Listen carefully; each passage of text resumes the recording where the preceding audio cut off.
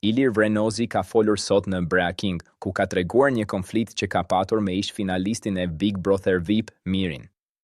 Vrenozi shpjegoi se përplasja mes tyre nisi pas finales së madhe, pasi Miri ishte i zhgënjur që Iliri nuk e kishte përmendur emrin e tij si futës. Më pas, ky konflikt ka vijuar edhe pas post BBV. Po largohem nga Tirana sepse kam frikë mos më marr peng dhe më zhduk Miri.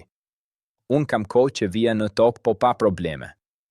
Kur mbaroi finalja, Miri ma bën me gisht dhe nënkuptoi do flasim. Filloi jo po pse nuk më përmende emrin si fitues e ti.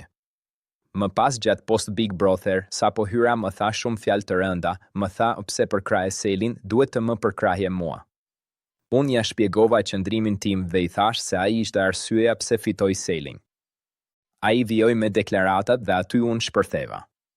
Pas kësaj ai mu drejtua duke më thënë do të zhdu. Ai është verbuar nga inati, tha ai.